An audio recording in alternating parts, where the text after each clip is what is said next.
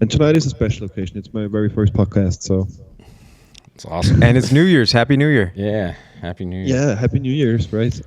Yeah. Where are you coming from? Where are you? Where are you at currently? I'm at my place at home in Austria right now, in the middle of the Alps. That's awesome. Yeah, should be full of snow right here, right now, actually. But it looks like springy right now. We don't have any snow. It's kind of warm. It's Where dry are you here. guys, actually? We're in Denver, and very common to have snow around this time of year, but it's been dry. It's been very dry the last few weeks. No snow, really. We're in Denver, Colorado, in the United States. Yeah. It's over by the Rocky Mountains. So we're kind of in a mountainous area as well.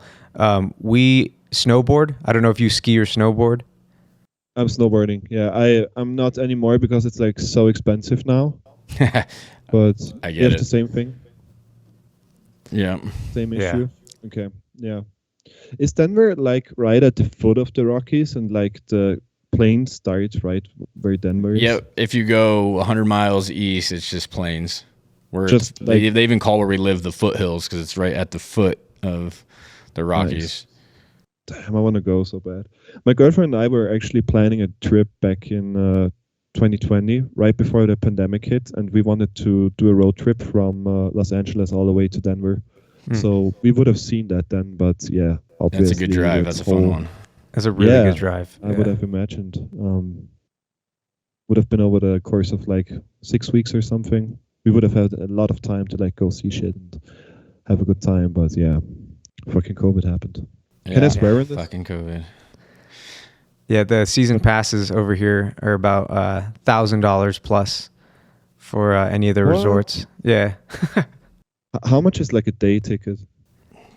130 to 200 depending on when you go and what mountain you ride. Like for one day? For one day, yeah. It's crazy. Okay, that's insane. We here are complaining for like, I think now it's like 70 euros. And that's already so much more than when I was like in my teens. You know, it was like half of this, and now it's like so expensive. I think the conversion rate though is pretty close to 130, right? Because I think the euro is something like 1 point. Yeah, exactly. Yeah, right. So it would be like $100, I guess. Yeah, something like that. Still a little bit cheaper. A little bit cheaper. Yeah. A little bit cheaper, yeah. But still it's expensive. I remember remember buying a pass for a whole year for like $300 maybe 13, 14 years ago. Yeah. So how many places have you toured? Because I keep looking forward to a Waxamilion United States tour. I know you did California. I know you did India recently. How was that? Yeah. India was fun, yeah. It was not really a tour. We only played like in Delhi for 3 nights, and then it was 2 nights in Delhi, and then one night was like a little bit outside of Delhi, in this place called Gurugram. It's like the Silicon Valley of India, with all these like tech companies right next to it. Like Google had its India headquarters like right next to the venue. So we didn't get around too much, but yeah, it was a lot of fun. I've also been in Mexico earlier this year, which was the most fun till now. Mexico is awesome. Yeah. I've never been before, and I really want to go back again. And full US tour is like my main goal, I would say. I haven't done it because it's just really expensive and really, really hard for someone who's not residing in the US. Like if you are already in the US, you can do like a DIY tour, and it's still fucking expensive and everything.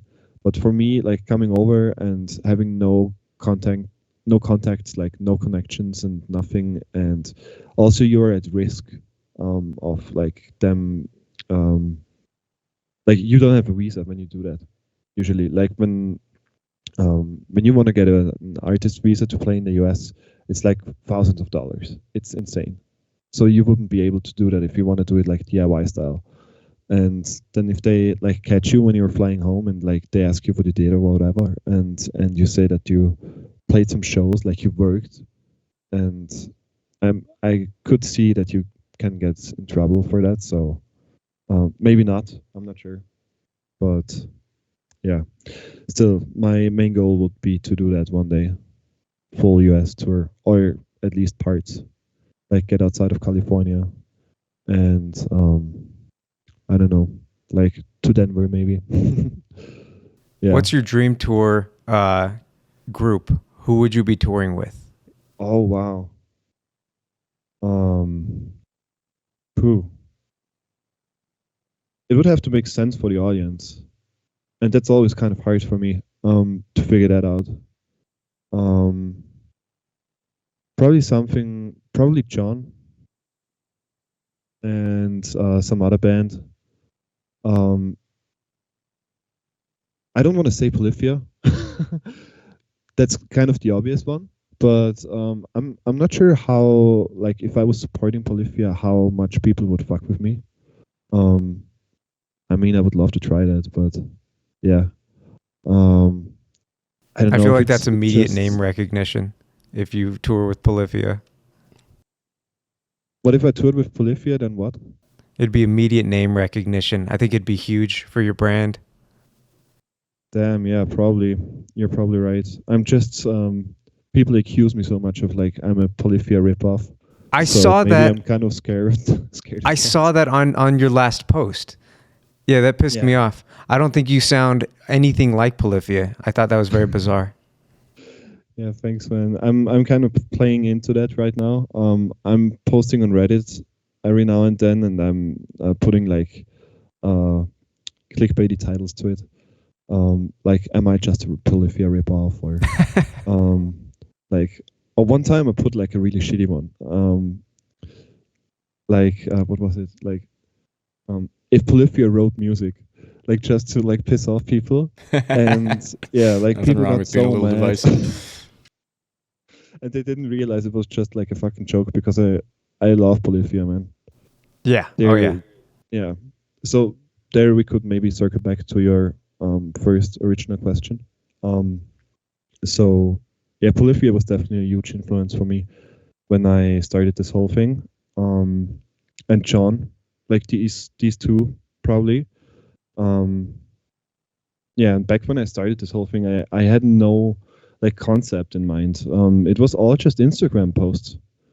I was trying to like figure out how can I put some content with my guitar playing on Instagram that's that's cool to watch. And I figured let's try to record some cool riffs and put like 808 drums to it. And that's it. Like, that's really how my whole thing started. And I guess the whole influence that's coming more from like the jazz or like also progressive metal kind of side is just, that was never like a conscious decision. I just started having fun with it and putting all the styles that I enjoy, that I listen to, into my music, even if they sometimes don't make sense in there. And like, like some of my older songs, they're super chill for the whole thing, and then the ending is like a metal part. And yeah, I never thought too much about like decisions there, like, will this make sense here? Like, I always just did what was fun for me at the moment. And yeah, with this new album, I'm a little bit going down like a little bit of a different road, I think, because there's no heavy parts on there at all. And I'm kind of trying to get into my own style a little bit more, if that makes sense. Well, that's why I think that people that compare you to Polyphia don't know what they're talking about, because they are much heavier and they do have a lot more sort of metal influences in their music, I feel like, whereas yours tends to me to be a little bit more jazz related. So I think that those comparisons are pretty off base. I think you sound more like Owain than anything else. I like Polyphia. I never would have like made that comparison. Oh, right. Okay, Yeah. interesting. Well, thanks. Yeah, I think the comparison comes because of the hip hop-ish sounding elements. Really, that's really much, pretty much it. I think. Also, not only that, but also I'm doing clean guitars like 99% of the time, and Polyphia don't do like clean, but they're like in this like overdrive kind of guitar tone. So it's not like full distortion, but it's like, yeah, somewhere in the middle, right? So maybe people associated with that as well. And um, I also do the octave thing that they have sometimes. So I will record like one idea in one octave, and then the second idea is in an octave higher, very much like I did in the music that I did for you guys. Yeah, where it's just like one basic idea, like record that for the whole thing, and then actually play it an octave higher, and yeah, then melt it together. So that combined with the hip hopish elements makes it, yeah, like sound like Polyphia sometimes, or I kind of get the connection. But yeah, well, thanks for comparing me to Owain, man. He's the goat. He's just the fucking best. I listened to his music again recently, and every time I'm thinking like, how is this guy not more well known? It's like so insane. I think the same thing about both of you and him. Pliny's really popular. Pliny's great, but yeah, I always tell people about Owain and Waxamilion. And even the people in the space, like I'll go to a Pliny show and I'll ask them if they've heard of either of them, and they say no. And I say, well, you should check them out. You would like them. They're incredible artists. But it just surprises me how little known you two are, given how good you are and how incredible the music is. And it's the production value for both of you. I don't know how you are able to produce it as well as you do with just yourselves, or do you have people that help you with the production? No, not with the production. But this time, for this release, for this album, was the first time that I had help with mixing, actually. So I think like 4 or 5 of the tracks are mixed by someone else. And in the past, I did all the production and all the mixing by myself. And yeah, I just wanted to have someone, a friend of mine, who's like really good with mixing and in general, like making decisions about how something should sound, because like there's no blueprint. Damn, sorry, blueprint for this kind of music, right? Like when you mix metal, for example, you know, or like you can have a reference. Like I want to make a metal record that sounds kind of like Pantera or whatever, and you can mix your record to go in that kind of direction. But for my music, there is no such thing. Like I can't. It's really hard for me to like say, okay, this is the right way and this is the wrong way, because there's no real blueprint for it. And my friend who was helping me with mixing, he has a great like vision about that, like where it could go. Yeah, he's from the UK. His name is Louis. He's awesome. Is that Bormson? Yeah, exactly. He did that whole Bormson thing. So that was just a meme at the start, really. And the idea was that he wanted to start a label that's not doing anything for their artists and not taking any of the royalties, just to like set a sign to show that artists don't need a label anymore these days. Yeah, David Maxim is on there as well. But do you know of David Maxim, Micic? Yes. Yeah. Yeah, he's awesome. Yeah, he's on incredible. That label as well. Yeah, he's fucking insane, man. Yeah. I've been following him since Below 1. Oh wow, like way back. Yeah, I'm a big fan of his as well. Yeah. But when was Below 1? That was like 2012 or something. It was a long time ago. That was like when I first started listening to all of the Genty stuff, Animals as Leaders and everybody. Yeah. Yeah, it was right in the time when Gent became a thing, kind of. Like Periphery 2 came out. I think that was the time. Yeah, I was at this Gent festival back then in Cologne in Germany, and I actually met Owain there. So that's kind of a side story there, because we were talking about Owain a second ago. So yeah, me and my buddy were in Cologne and we're just at this festival, and one night they had free beers and everything, and we were partying every night, and we just met these Norwegian guys. And one of them was Wayne. Before he was making music, he was just out there at this festival, and we were in touch ever since. Like not a lot, but every few years we were exchanging messages here and there. And now this year when he played in Munich supporting Pliny, I walked up to him and he remembered me and stuff. And yeah, that was really cool to see. Yeah, I don't know if you noticed, there was a post on Instagram, and I'm looking for it now. Jack Gardner. Yeah, he posted your album, and then Wayne commented on it, and he said that you were amazing. Oh damn! I didn't even see that. Yeah, I'll show you that. I'll tag you in that one. I thought it was really cool. Yeah, but when Wayne says something like that, that's always huge compliment. So you're on his radar. You should potentially think about reaching out and collaborating with him. I think the two of you would make a crazy track. Yeah, I would love that, man. I would love that. The thing is just he's so like it's so hard to get a hold of that guy. he like posts so rarely on Instagram and his socials. It's like so insane that he still has this, that he even has a following, because he has an underground following, kind of, not like a huge one, but the people that know Wayne are so into him. And like he doesn't ever post shit, but people just like when they listen to it once, like, oh, this is the best. Like it's crazy.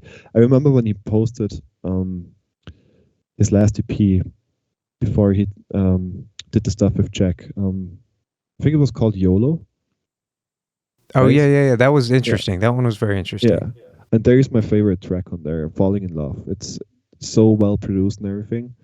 And when he dropped that, he just like released it with no like media hype or nothing at all, like no build up, right? Like all other artists will like for months like posts daily and like new album coming soon, blah blah blah. And he just publishes a whole thing and like, hey, here's a new EP. See you next year. Yeah. Kind of like that. And you gotta like, respect that. You see Pliny like resharing it and stuff. Yeah, that's Guardian Spirits of the Quantum Multiverse, which is one of my favorite album names of all time. That's a good one. Yeah. There's also like great track titles on there.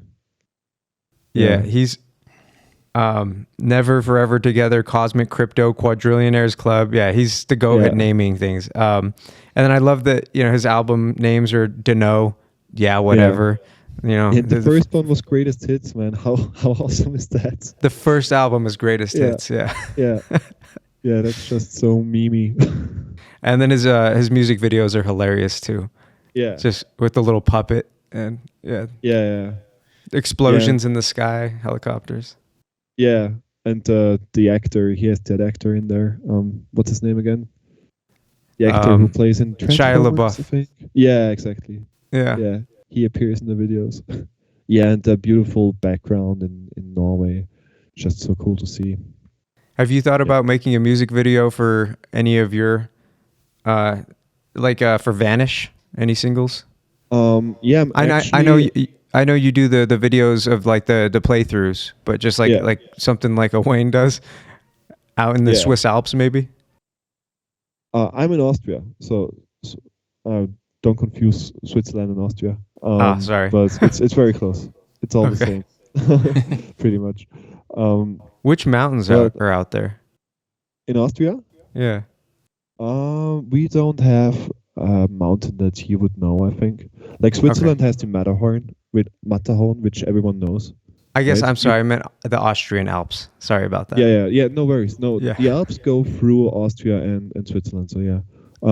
But yeah, we don't have like... The biggest mountain we have is called the Großglockner, but you wouldn't know that. Like, it's not like famous like the Matterhorn. Yeah.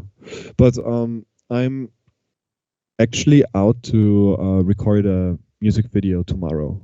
So, nice. Yeah, it's not gonna be like in mountain scenery. It's like a foresty thing, and yeah, it will be a little bit like moody and like maybe a little bit like a horror movie. I'm not sure. We'll see. A friend of mine is doing it, and he will have fun with the editing and everything. Yeah, we're gonna make myself levitate at some point. I always enjoy the editing that you do on your just the playthroughs. I think that's really cool. I noticed that you'll change the colors schemes as there's a drop in the song or there's a shift or something. I thought that was really cool. The Idealist here, Kyle, he plays guitar as well, and he's trying to figure out how to go about editing. And how much time do you put into each of those videos that you make? Do you mean just editing in the editing software? Yeah. Like how much time goes to that? Like for Vanish Vanish was a lot of work, and the other one was the most work, was the one with all the snippets from Fear and Loathing. That one was Mescalator, and that was so much fucking work. Hours. I don't recall. It was like days of working on it, hours every day. And if I would know what I'm doing there, I would probably be a lot faster. And I also have like a shitty old laptop, which is not built for video editing at all. So at some point when I have like layers of like videos in there and effects and stuff, it will go super slow. But yeah, I think it's just cool to have a good looking video. So yeah, my next big upgrade in the studio will be a nice video editing laptop or like PC, I guess. Yeah, when I have the funds for that. Yeah, all this is very expensive. Editing and music and guitar and audio and video. It's expensive, and then the learning curve, like trying to figure that out on the fly and learn it yourself, it's overwhelming almost at times.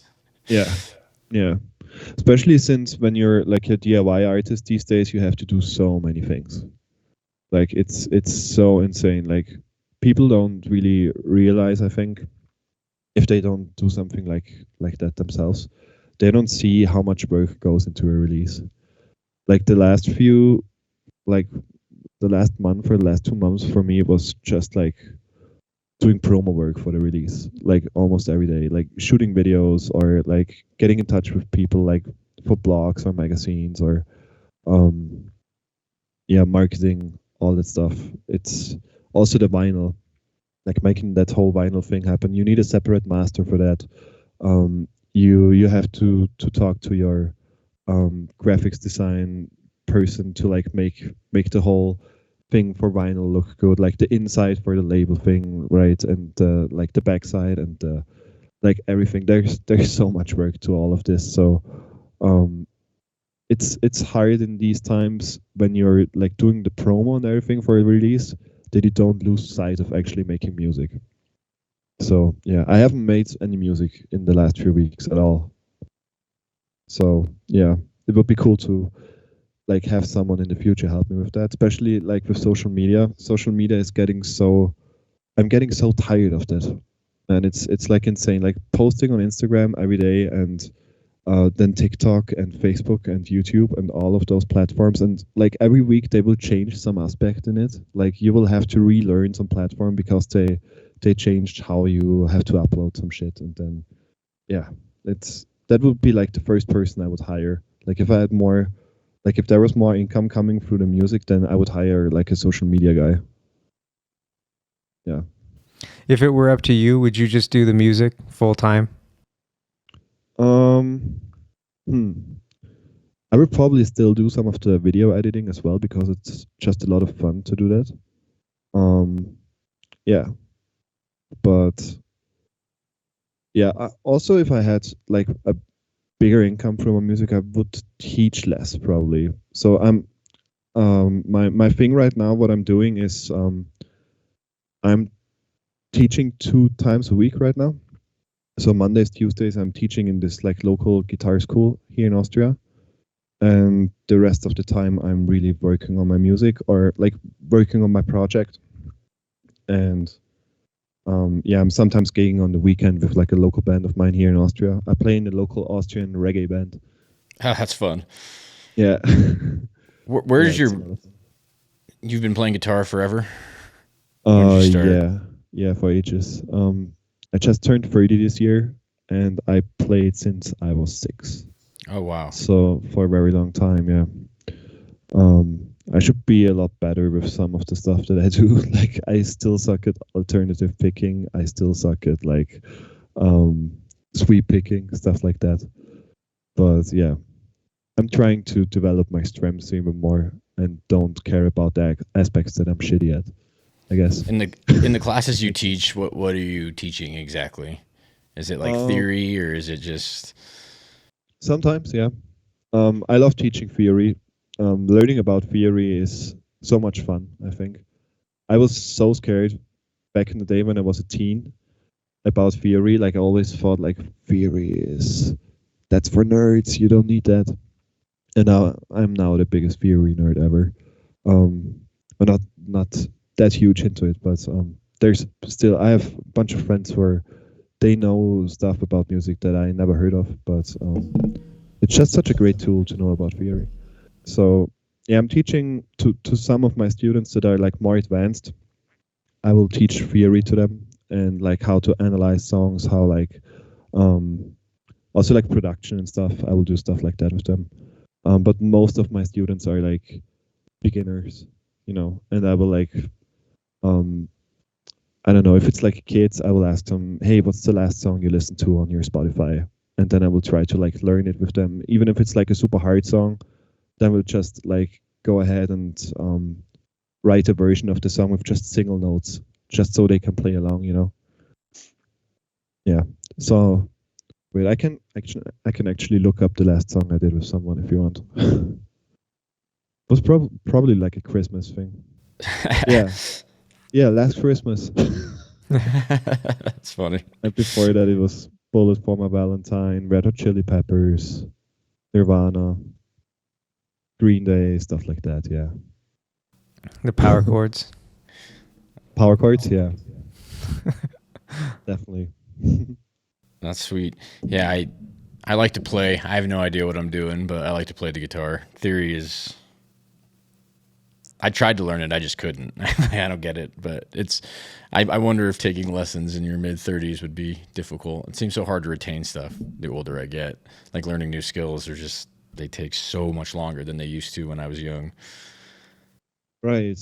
Well, I think it's probably just about how interested are you in learning it. Like, why would you want to learn theory? Would you want to learn it just to know it, or would you want to learn it to do something with it, like to use it for a tool, like for songwriting, or you know what I mean? Like, yeah, exactly. So if you're just learning a skill for the sake of learning it, and like now I can play the Lydian scale up and down the neck, but what are you doing with it? You know, like then you will probably forget about it if you're not using it at all. But if you write a song with the Lydian scale, maybe you remember it and you will remember the sound of it, and it will be like a longer lasting process in that. What do you consider your genre of music to be? Like, I mean, I'm sure it's multifaceted, but as somebody who's not that familiar with your music, I'm curious what you would consider your genre to be. Right. Yeah, that's always a big question. Do you guys know Ando-san, the guitar player? Ando-san? No. He check him out. He's awesome. He's from LA and he does like a lot of stuff that's kind of similar to what I do. And he coined the term prog hop. So like prog and hip hop mixed. So that term makes a lot of sense, I think. But it's like a niche term that nobody would know. Like if some stranger asks me like, what's your genre? And I tell them it's prog hop, then it wouldn't mean anything, right? I use the hashtag math rock a lot, and my music seems to appeal to people who listen to math rock, even though it's not math rock, but it has a lot of math rock elements in it. Yeah, or just like progressive rock. Or I also used prog jazz in the past, like progressive jazz, even though it's not jazz at all because I don't have the element of improvisation, and that's like the main part of jazz. So yeah, that's kind of missing from my music. Yeah, the genre question is really hard. it's the toughest. It's always hard for me when I upload music to all these different platforms. They will ask you like, so what genre is this song? And then you can like decide if it's like hip hop or rock. And then what do I go for? Yeah. There's no. What drew you to making music like you do, to kind of get into a little bit more of a niche type of genre or something that's off the beaten path a bit? Yeah. Yeah, I think really like just how I explained earlier with those Instagram videos when I started out. I really just like was messing around and wanted to like make short snippets, like 30-second snippets of something that's cool, that's something that people would check out on Instagram. And yeah, there was never really the conscious decision behind like I'm gonna create a new style. It just really happened by coincidence kind of. I really enjoy that it's original. It feels like the originality of your music is so off the charts that it's hard for me. I guess some other people lump you in with Polyphia, but it's very difficult for me to lump you in any category at all or say that you sound like any particular artist. So I like the originality. Is that an influence or motivation of yours to maintain that originality? Oh, definitely. Yeah. Well, thank you.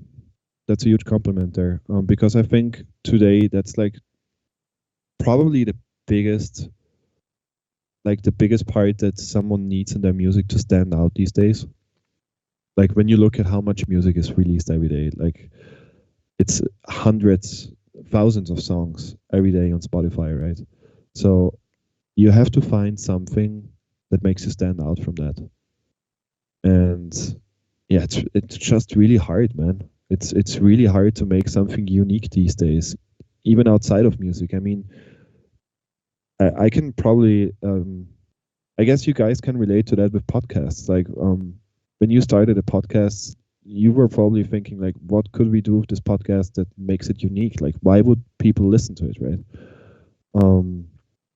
Yeah. Let me get that question right back to you. What's your goal with your podcast?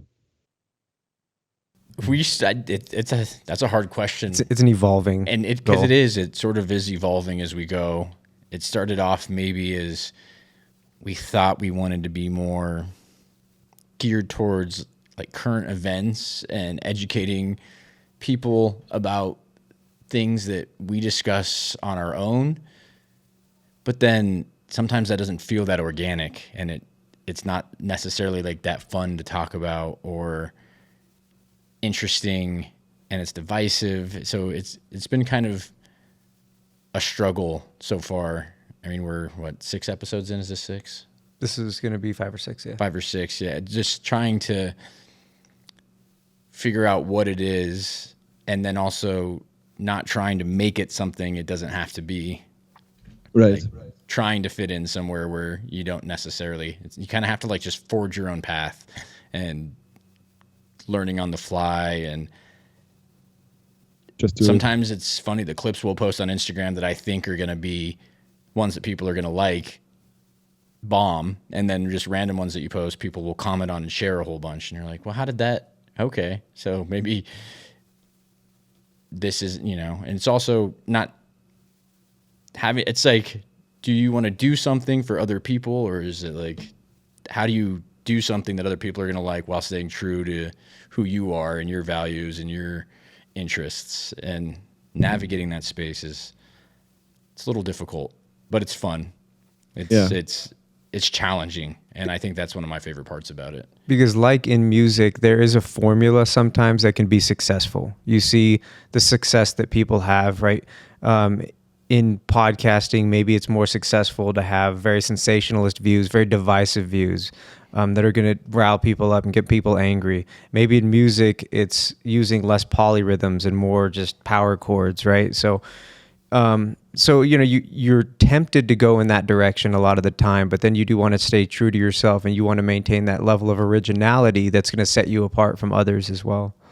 So it's hard trying to find a balance, and we're still trying to figure out what we want to do with it. I'm sure you've experienced this. There's a level of like vulnerability when you put yourself out there and you put your art or your ideas or just your thoughts out there, it's scary because you don't know what people are going to think. You Right. accept Yeah. negative criticism, but even those are difficult, and you're like, okay, and you're just like, that's going to happen no matter what. And just being able to fully immerse yourself in the emotion of it, because when you put something out that you've created that's yours, it's, that's a part of you, and then you never know what the reaction is going to be, and sometimes it's hard to even want to release stuff, or I don't know, it's challenging. I enjoy it. The podcast is, I'm actually kind of glad we haven't done one in a while. It's been probably 3 months since we've recorded anything due to some technical issues and me being in another state half the time. Which state are you in most of the time? So I was living in Austin, Texas, a city in Texas, for poker, because that's where all of my income comes from at this current time. Really? Yeah. That's So interesting. it's interesting. That's cool. That's also very challenging. But I I'm imagine, living in Texas, and basically just there to get money and then come back here for breaks. And right now I'm back for a month or two, maybe, just to focus on some more artistic driven stuff like the podcast and whatever else I'm trying to do on social media. Music? Some music. I don't consider myself like a musician. I don't know what. I like to create stuff, whether it's like funny or heartfelt, whatever it is. I know I'm happiest when I'm being artistic and creative. Nice. Yeah. Yeah, creating is super important for me as well. I feel great when I make stuff, even when after I'm doing something, I'm not too happy with it, like with the product, but I'm just glad I did it, Like, I'm glad I sat down for those 2 hours and like tried to make something happen. And even though it might be shitty, like after it, I'm just glad I did it. Like the process of creating something. So that's like so much yourself. It's like a process, and it feels cleansing kind of. And yeah, what you said earlier, like with that whole part of like with vulnerability, that it kind of reminds me of what Rick Rubin said. Like Rick, you know who Rick Rubin is, right? The music Yeah, producer? I think I even know what you're referencing. Yeah. He said such a great quote.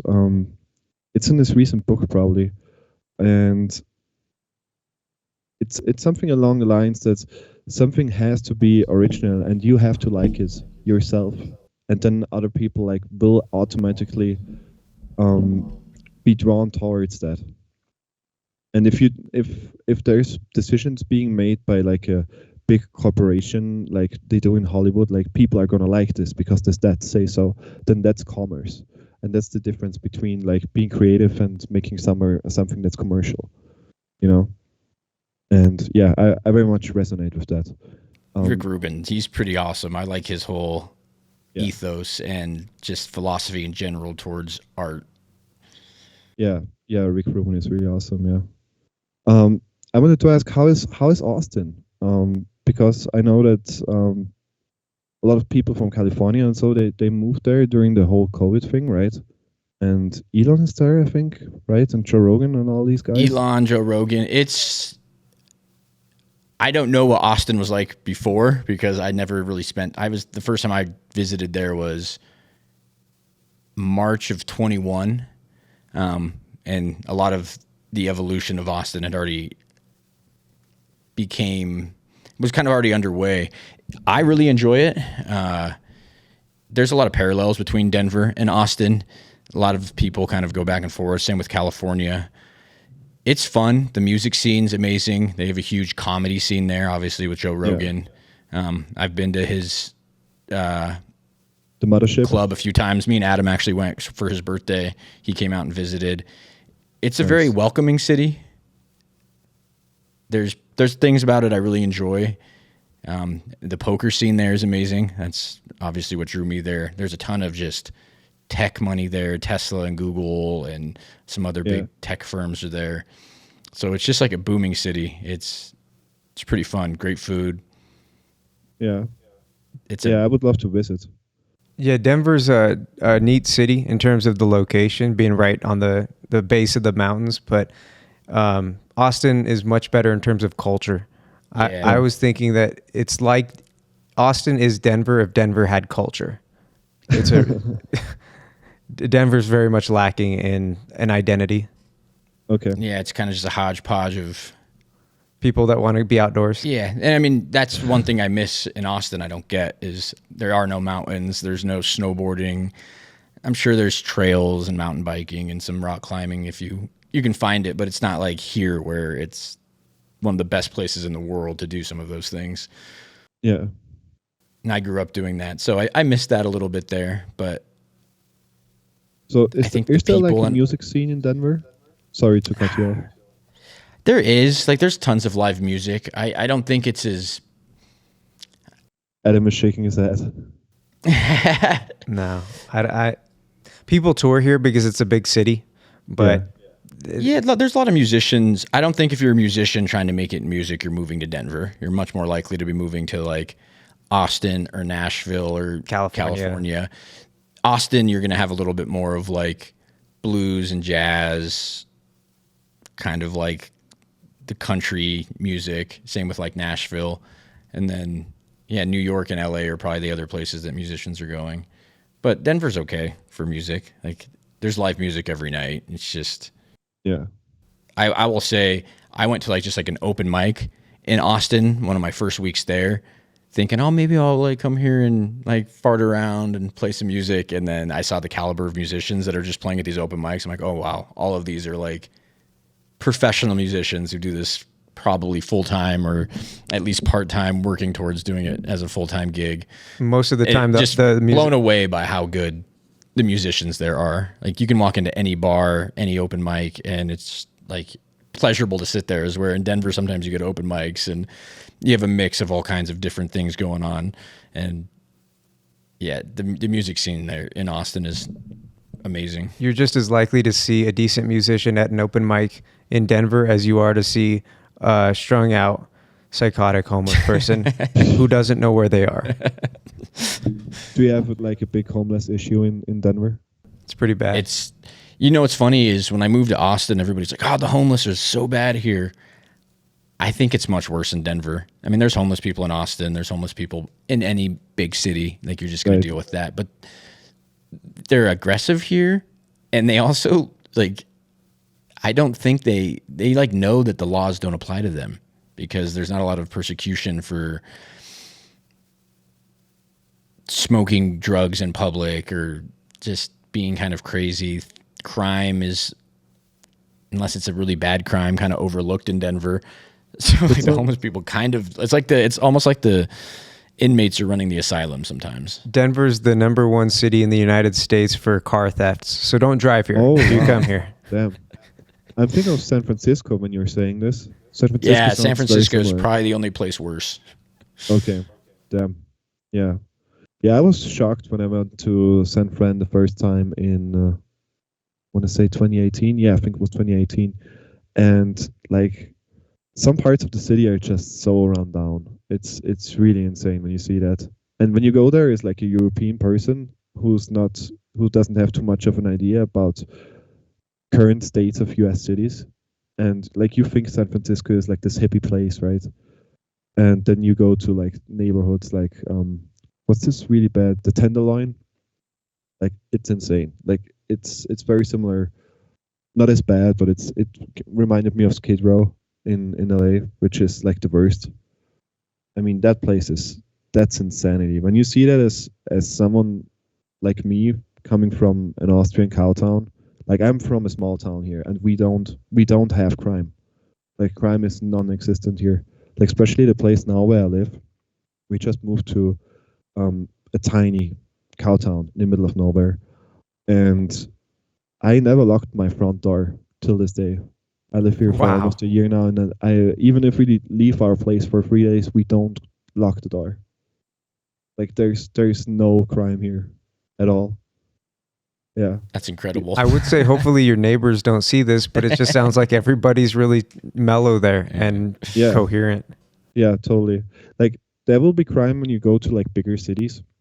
The biggest city that we have close by would be Munich, which is already in Germany.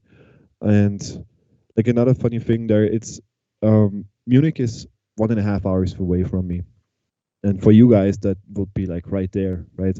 Like if you live 1.5 hours away from Denver, you would pretty much say you live in Denver, I guess.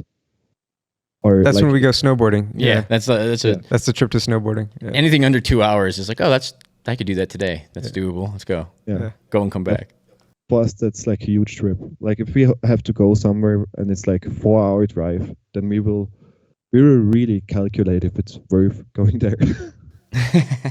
Yeah, he'll drive to Texas. That's like what is that? About 14 hours. 14-hour drive. Oh wow. Oh, I thought it's closer. Yeah, Austin, Texas is so big. I could Yeah. get to Texas itself in like 6.5 hours, 6 hours. But all the way to Austin is about a 14-hour drive. Damn. Wow. Yeah, 1,000 miles or so. Yeah. 14 hours. That's like you would get so far from here. Like if you drive 14 hours away from Austria, you would go through like 8 different countries. Yeah, well, that's what's Wow, crazy is yeah. driving from Denver to Austin the way that I go, you don't go through any other big cities. There's the next biggest city that you probably go through is Arlington. Amarillo. Amarillo, Texas, which is like a small. I mean, it takes 10 minutes to drive through the entire town. It's just open country for the most part. It's kind of insane. I thought it was funny that you said 1,000 miles. He's sitting here like, what the fuck is a mile? Yeah. Same way we're like, what the fuck is a kilometer? That's about 2,000 kilometers, right? 1,800. Like 1.7 or something like that. 1.7. I think a mile is like 1,700. 1.7 kilometers, Yeah. something like that. Yeah. So it's like in 14 hours drive, I think I could get to a war zone in the Ukraine, pretty much. Wow. That's how small Europe is. Yeah, the states here are, especially in the western part of the country, are just massive. Yeah. Yeah, that's so fascinating to me, man. The US really fascinate me. That's also one reason why I really want to tour the US. Like do those long drives through them, like nowhere, like those open roads where there's nothing around. We were talking about backpacking Europe, so we have like opposite things. Like, yeah, we want to go to Europe and experience all the cultures. Well, what would be the place in Europe that like you would want to visit the most? I'm currently in the midst of planning a trip to Europe. I'm thinking I'll probably go late April, early May. I'm going to go to France to start. I think that's where I'm going to start. There's a card room there where I can play poker. A buddy of mine who actually lives in Austria, he's German, but he lives in Austria now. I was playing with him in Austin. I met him in Vegas, but then he came to Austin to play, and he was telling me that there's this card room in Paris that I could play at and make money and probably have a good time. So I might start my trip there and just kind of deviate from there. I'd really like to go to Prague, Amsterdam, Barcelona sounds cool. Barcelona is awesome, yeah. Yeah, I just saw a friend of mine was there for New Year's, showing like what they were doing for New Year's Eve. It looked amazing last night. I was trying to plot a whole route, and I'd like to start in Lisbon, Portugal, go through Spain, Madrid, Barcelona, Italy, Swiss Alps, Austria, Germany, Denmark, end in London. Yeah, Nice. go through the tunnel. Yeah. I've been to I think all the snowboard places pass we except have. Denmark. The What were snowboard you pass saying? we have has mountains in Europe we can snowboard at if we ever wanted to. That would be kind of fun. Yeah. Oh yeah, you can definitely snowboard here. We have some great mountains here for snowboarding. Definitely. When's peak season for snowboarding? Is it the same time as ours? Yeah, it would be like I mean, it depends on the snow, right? But if you don't think of the snow, then it would start in like late October, early November, I guess, and then all the way through maybe like March. Yeah, end of February, somewhere around there. And it's like Near about the same as it's a us. huge discussion here right now because we start to have like less and less snow every year. I guess it's the same for you guys. And um, do they do the artificial snow as well? Yeah, that's like Yeah, all that's up there currently. yeah, same here. Very much the same here. And like the area that I live in Austria, in the Austrian Alps, we are so dependent upon tourism. So we have a lot of tourists from Germany. It's a whole thing here. Like people here don't like the Germans because they don't like the German tourists. It's like a really funny thing about like if any Austrian you ask them what's like the least the country that you like the least, then they all of them like 90% of them will say Germany, and it's really because of the tourists. We have like an old movie saga about it, like a 4-part movie, which makes fun of the Austria of the German tourists. It's the best. It's so good, man. I'm half German and I make fun of the Germans. Yeah. So, just a quick way to alienate half of your fan base. What do you think about the geopolitical situation between Israel and Palestine? I'm just kidding. Don't answer that. I'm just having a good A time. real question though, are Austrians as obsessed with UFOs and aliens as Americans are? It depends who you ask. Like if you sit in the like if you sit with some of my friends, like if you sit with my friends from my reggae band, they will talk about UFOs for hours with you. But if you go to like if you pick like a random person from like on the street, they will look at you like you're a crazy person. What's your stance? Are they real? Are they fake? Are Oh they man, the I've been government? down the whole rabbit hole with like damn, what's his name? The guy who was on Joe Rogan a couple of years ago. Damn, the really famous UFO guy. Bob Lazar? Yeah. Yes, exactly. Like I saw that thing and I was like, there has to be something there. Like I really want to believe that whole stuff, that whole story. Like his whole story, it seems so believable, right? Why It's would he compelling. lie about that shit? And Yeah, and it's like he never lied about it for financial gain. He didn't ever really Exactly. get anything besides bad publicity and people talking shit about him. Like he didn't gain anything positive from exposing whatever he exposed or making up this story, if that's what you think. I'm very interested in it. I think they exist. Adam's like, nah, they don't. But like you have hard stances on there. Like you will say they definitely exist, and Adam will say definitely not. yeah, pretty much. Basically. Yeah, It's a That's point of funny. contention often. Yeah. I'm like right in the middle there. I think. Like in the past, Fair. I would have been with Adam, but now I'm like right in the middle. Yeah. Have you ever done? Go ahead. Sorry, I was just curious if you had ever done a psychedelic before. Yeah, I did actually. I was curious today if that would come up. I'm not sure why. Because our podcast is called Keeping Tabs. Oh, that's what that means. I wanted to It's ask it's about. kind of a double That's entendre. A lot of people don't get it. Yeah. Ah, I see. Yeah, I did mushrooms a couple of times, and I did acid like once. So yeah, we have this whole thing here in Austria. In the like, if you go on the fields where all the cows are, you will find the psilocybin Just mushrooms that Yeah. grow out of the cow dung. I never did those, but I know people who did those. And yeah, we have kind of, or had, I'm not sure if it still exists, but we had a kind of a psychedelic trance scene here in Austria. So when I was in my teens, I used to go to a lot of parties like that and try to experiment and had fun with friends. And yeah, it was a great time, man. It was really cool, and I learned things about myself that I would probably not have learned before there. And yeah, I had one really bad experience though, and I haven't done anything like that since. Yeah. Yep. I know that feeling. Sorry? I know the feeling of having a bad experience and not wanting to do it again, or at least pumping the brakes on it. Or So do I. Yeah. Oh yeah. as it we've was- gotten older, you realize you can do a lot less of these things and have a little bit more of a mild experience that is more controlled, and you don't have to worry about those bad experiences as often. When I was young, I would just do so much because I wanted to have. You're just young and you're pushing the boundaries of whatever. And now I don't really have those inclinations. I'm not. Right. Yeah. Have you guys ever experimented with like microdosing? Yes. Oh yeah, Quite a bit. microdosing actually got me clean of alcohol. Yeah, Oh, wow. I don't know. I don't know if I'm gonna. Yeah, I'll leave it in. Yeah. I'll leave it in. I've been cutting out the pieces of the podcasts where we mention psychedelics just because I don't think my job would take kindly to that. But this is the past that I'm talking about. But yeah, I did microdose actually psychedelics for 6 months to try to cure my depression, and what I found was that it helped me get off of alcohol.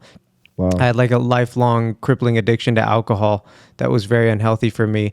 After microdosing like once or twice a week for 6 months, I just decided I didn't want to drink anymore, and I haven't since. It's been over 5 years now. Oh wow. So you haven't had a single drink, or just like a sip of wine here and there, or Nothing at all. Not a single nothing drink. at all? Wow. Yeah. Yeah. I've been sober from alcohol for over 5 years as well.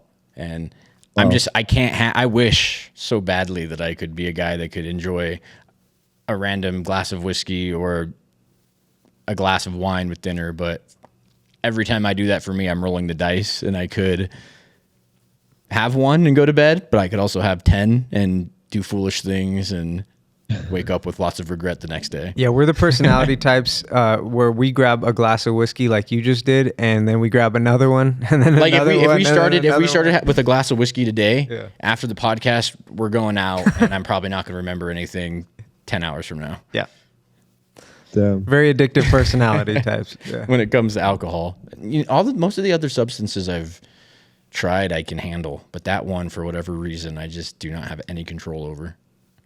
Yeah. Yeah. Alcohol can be so fucking dangerous. Yeah.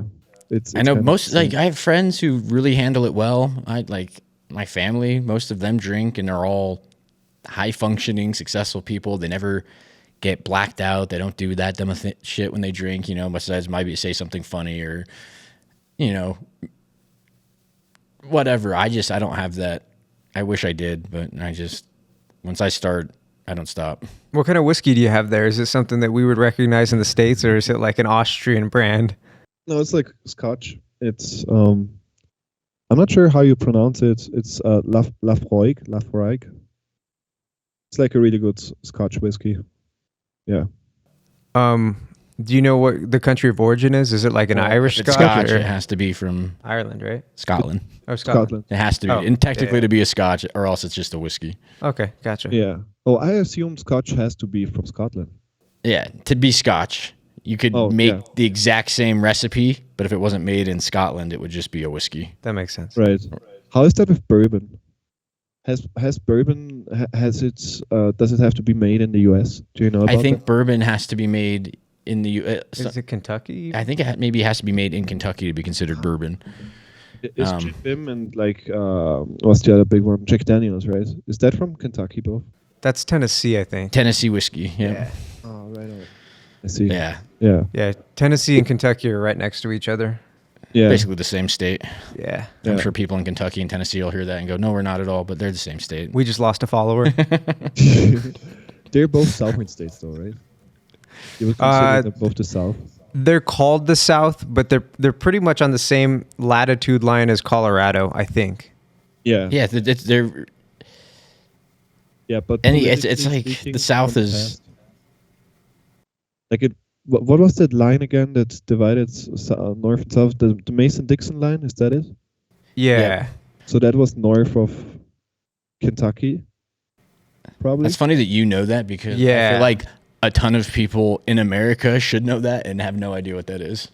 Oh, I'm It's kind of hilarious. obsessed with like geography and stuff like that. So there's this game online where you can there's like the outlines of all the US states, and it will say like click on Kentucky or whatever, and I will like get 100% on that, and I will beat Americans. Nice. Yeah. I might not even get 100%. You would.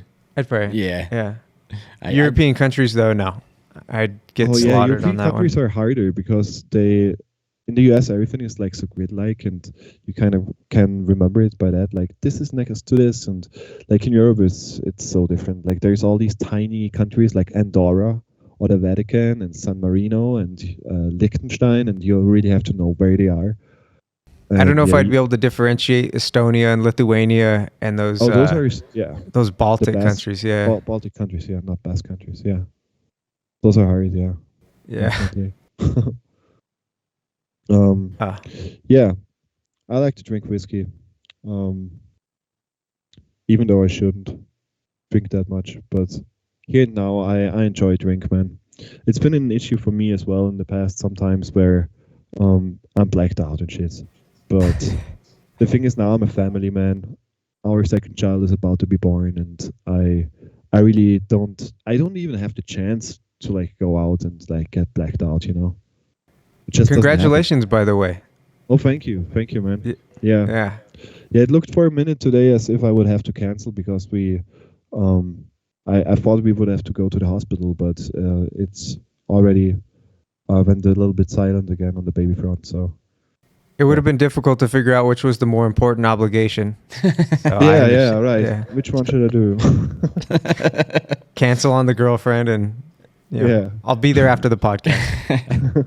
Right. Oh, Do you guys have kids? Nah. Now, dating in the United States is fucking miserable, for a lack of a better word. I think social media has ruined dating. I think everything's very materialistic and superficial in the United States.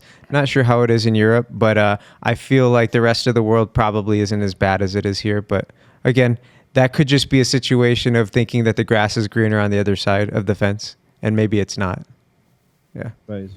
Yeah. I'm Yeah, curious social- when I go to Europe to see what it's like, if I can even talk to chicks or if they like. It's so media driven and Instagram driven dating. It's like Yeah. Totally. it's probably hard for us too because we don't drink, so we lack a little bit of like the social places where you would meet women because we don't go out. I don't really go out at all anymore to like bars or clubs where I would maybe meet women in the past, but I feel like I didn't meet them back then anyways. It might just be me. It could just be me. I might be No, the problem. no, it's everybody else. The common denominator is always me, so it could just be me. How did you meet your girlfriend? That's a funny story. I had this jazz trio that I founded for my graduation from conservatory. So at the end of conservatory, you have to like make a project, and I made this jazz trio. And we after the whole after I graduated, we wanted to play some more shows to like not have the whole program written and rehearsed just for this one night, right? And we played this show in this tiny cow town that I live in now. And my girlfriend was waiting that night. She was a waitress at this cafe that we were playing at, and she didn't even want to work that night because she's not a waitress for her job. She's a teacher, but one of her best friends is running that coffee shop, and yeah, she decided very last minute that she's gonna wait that night and she's gonna work that night there, and she knew my local Austrian band, and when she saw me, she's like, "Oh, you playing in that Austrian band? You playing Rebel Music, right?" And I'm like, "Yeah, why are you asking?" And she's like, "I've been out to all of your shows," and yeah, I gave her some guitar lessons after that, and yeah, one thing came to another, and now we rebuilt her parents' house here in this town where we played that show and where we met. And yeah, we have a beautiful big house now and second child on the way, and yeah, it's beautiful now. I was super It's lucky amazing. to That's meet her, cool. man. Dating here is really difficult as well. Like all my friends struggle with that as well, or a lot of them. And yeah, it's very much the same issue with like social media and all that stuff. It makes the grass on the other side even greener. And yeah, it's not like that only in the US. Through the internet, everything is like so, like those social issues are very much the same here as they are in the US. We are a little bit behind with all of that, like a few years. Also with like political ideas, with like with the whole trans discussion or like LGBTQ and um, that whole thing. Also, like with racial stuff, it's we are always a couple of years behind with that. We need to catch up with that. Germany is usually a little bit more progressive with that, and like if Germany takes some big step towards something, like for example, recently it was with like legalization of marijuana. So I think from this year on in Germany, they have it pretty much legalized or something, or like decriminalized. And now Austria sees that, and it might take a couple of years more for us to like do the same, you know. So yeah, I think your issues are the same that we have, but always with a little bit of a delay. Yeah. So what you're saying is that I just need to become a rock star in order to find a partner Yes. to have children with. Okay. Famous podcaster. That's the blueprint. I appreciate it. Thank you. Famous podcaster would probably work. Okay. Yeah. Yeah. Just be good looking, famous. Tall, Yeah. attractive, wealthy. All that works. Nice. Well, I'm none of that. I'm only tall. I'm not good looking or a rock star or wealthy. So I'm only tall, and I play in a cool local band. So Well, you were a rock Hey, guys star in in her bands get eyes. chicks. Yeah. Guys in bands get chicks. I think that's. I bet a lot of guitarists got into playing guitar because playing guitar is awesome, but also it gets you chicks. well, if you play Wonderwall at a party, yes, that will get you chicks. But not if you play the Lydian scale up and down and like you post that on Instagram. You know what I mean? Like some people will learn guitar because they think it will be good for their dating life, and then a few years later they end up in this like guitar nerd theory rabbit hole, and they're surrounded with other nerds. I was going to say, most of the time you just have nerds like me, like, have you heard of Owain? Do you like Owain? Exactly. Yeah. There's a lot of memes about that topic. Yeah. It's fun though. Do you enjoy playing around with different time signatures? Yeah, definitely. The thing is though, I'm never like consciously thinking about them really when I'm writing. When I'm producing or writing, I'm really doing what feels right. And after I'm done doing the thing, then I have to learn it and like learn how to play it and stuff. And if there's like a bar of like 7/8 in there or 13 something, I don't know, then I will not know till I have to write the tabs down for it at some point. I will just play it and do it and make it. And if I have to sit down and analyze what's happening, I will have to learn and I will understand it then. But I'm not really consciously thinking about it when I'm writing. That makes sense. Yeah. And then do you mix your own drums, or have you historically done your own drum tracks? Yeah, so all the tracks where I'm using my like the hip hopish sounding drums, like the 808 style drums that I have like for 95% of the time, those I mix myself because they're easy to mix, right? They're so clean. And like an 808 snare is like there's no, there's not the issue of any mic bleed or anything, and it will always just sound the same, and it's really, really easy to handle that. Mixing acoustic real drums is such a different thing. Like that's so hard, and there's people who do only that. There's mixing engineers who are legends for being only mixing engineers. And I'm not that person who like sits down for hours just trying to like make that snare sound right. I would just rather take that same 808 snare that I used hundreds of times and use that same thing again. And yeah, I'm getting shit for that sometimes. People will comment like, "Hey, your sounds of like your choices of samples are so like sterile and boring," and that's really a conscious decision there though, because I really like when my drums are easy to understand in their sounds, and like simple in how they sound, but what they play is complex. That's kind of what I'm trying to do. Yeah. Yeah, I really like it. Whatever it is that you're doing, I really like it. I think it's good. Thank you, man. Thank you. Appreciate it. Yeah. And then crunchy peanut butter or creamy peanut butter? That's a question he likes to ask all the time. I would say crunchy, even though like peanut butter is not that big of a thing here. But I started eating a lot of peanut butter, I think during COVID or something. Yeah. I like crunchy peanut butter with an apple. That's my favorite. Dip an apple into crunchy peanut butter. It's the best thing. Oh, that sounds good. Yeah. Yeah, I really like to just eat the peanut butter itself, like at nighttime when I'm like feeling hungry and I know I shouldn't eat anymore. I'll just have a spoon of peanut butter because it will fill you up and it will give you that like feeling of, oh, I ate something, like fatty and greasy and healthy, kind of. Yeah. Well, it's not all the seed oils. That's Well, actually smart. Yeah. Thanks Peanut for butter dealing is- with our technical difficulties. Hopefully this was fun for you. I know I Oh enjoyed yeah, it. definitely. How much time did we have now? It looks like an hour and 14 minutes according to the Skype call. Nice.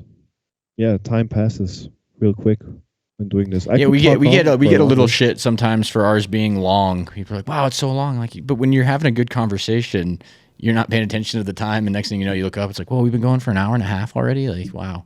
Yeah. Yeah, And then I felt a little bit bad getting started late because I know it's 10:51 your time now. So Yeah, no worries though. I mean, I still have some whiskey in my glass, so. Yeah, I wanted to ask you something about the US again, but I think I forgot. Like when I sit with people in the US, I will especially when I'm drunk, I will start asking so many questions about different places and stuff. The US fascinate me for some reason. They're so different to Europe, man. It's like we don't have wild open spaces in Europe. We don't have any wilderness, you know. I mean, we have, but the closest town is always like a couple of hours hike away, you know. You can't get so lost like in the US. Like your country is so fucking vast and also different culturally. So yeah, the US has always fascinated me a lot. So if we were drinking at a table right now, I would probably ask a lot of things. Ask away. Go for it. Ask away. I've done quite a bit of traveling the U.S. road trips. I've driven from California to New York, to Nice. Detroit, the South, and Nice. it's crazy how much open space there is, especially like in Texas. You can drive from Austin to Houston, and it's like a 4-hour drive, 3.5-hour drive, and there's just nothing but open land, and then the occasional little like cow town or something. It's interesting. And then people say that America doesn't have a ton of culture, but every city has its own kind of vibe and its own unique things that you can when you're there. You're like, oh, like Austin has got Austin. Even Houston is different than Austin. New Orleans, right next to Houston, New Orleans is completely different than any city in the country. Yeah, it's very that's probably got the most culture. It's one of the older cities, and French, Cajun, Creole. I like New Orleans. New Orleans is awesome. That's a great city. Do you And actually then pronounce it New Orleans or New Orleans? Everybody So if pronounces you're it there, they say differently. Nolans. Yeah. Like the people Nolans. in New Orleans, Nolans, Orleans. New Orleans, New Orleans. And there actually are different dialects just all across the United States. You know, there's the Southern drawl, there's the Cajun, right there. There's The Texas, New York. South accent, the Austin accent's different than like some of the other places in Texas. It's hilarious. New York like is your- very, very distinct. What's like your favorite accent in the US? That when you hear it, you're like, oh, that sounds cool. I want to talk Cajun. like that person. Cajun's pretty Cajun, funny. easy. The Cajun accents. Yeah. You know, the East Coast, some like the Boston is pretty like they always seem angry and harsh, but they're not necessarily. It's just like they're much more. They seem like they're being mean, but they're not. They're just telling you how it is. Direct. Sometimes Yeah. direct. It's kind of funny. I find like a woman with a Southern accent attractive, like a girl from Kentucky or Nashville when they have like a little country to them. I've always liked that. Hear that, ladies? But then it's if you're out there. But then it's funny because for some reason, I have this idea that people with a country accent aren't as intelligent, which is fucked up because they are. But I just hear that and you think of like the stigma of like just being a dumb country boy or something. It's kind of funny. Well, I guess a lot of people would have that stigma, huh? Like if they're from California and they hear like a Southern accent, like a lot of people would put that into a certain category of person. Yeah. And then there's the California accent, like the upspeak, which is very annoying, where they kind of end every like sentence with like a question. I can't even do upspeak, but And then there's the Valley Girl, which is just its own thing very entirely. annoying. Like the What's the Valley Kardashians. girl? Kind of like how the Kardashians sound, like if you hear Kim Kardashian talk. Oh my God, I can't believe this happened. It's like this, Oh, the yeah. last Brutal the last sometimes. word always has like a long draw to it. It's very bizarre. Yeah. That And sounds it's just a like very a- LA thing. Yeah. Upscale, Exactly. Valley Girl, LA, like yes, the Valley. Well, and then you have like the people in like North Dakota. North Dakota, like Yeah, Fargo it's and this Minnesota. Kind of like a Canadian accent Oh. that's trickled down. Yeah. Oh, that's funny. And then you have Colorado that's just very, very basic. I don't know. I mean, maybe it's not, but it to me seems like the most generic American accent that there is. Yeah. We say like when people from elsewhere come here, they pronounce some of our cities way different than people in Colorado say them, which is always funny. Like Arvada is like a little city in Colorado, and everybody from out of state always says Arvada. But for me, it's been Arvada my entire life. Colorado too. Colorado? I, Yeah, it's I have Colorado. right. I have a coworker from Houston who pronounces Colorado, but I've always said Colorado. Yeah, my whole Nevada, life. and some people say Nevada. Nevada. Yeah. Yeah. Why did we do that? I Weird. don't know. It's weird. Do you say Nevada or Nevada? I say In- Nevada. I say Nevada, but that's growing up in Colorado my whole life. A lot of people, when you go to like Texas, are like, "Oh, have you been to Nevada?" And you're like, "Where?" Yeah. It's just like a slight difference, but it's kind of funny. Yeah. So the Austrian and German accents, are they pretty distinct? Because I can't tell yeah. the difference as just an American, but Oh, you would be able to tell the difference. Yeah, it's very much different. Like if a person from like proper Germany, from or especially northern Germany, like say from Berlin, comes here to Austria, to our part of Austria, they won't understand anything. It's insane. The only accent that's more fucked up is the Swiss accent. Like Swiss people talk such a crazy German. They have their own words for it, and they also use it like in political discussions and stuff. Like here in Austria, when we speak like formal German, we will try to speak like it's written, like formal German.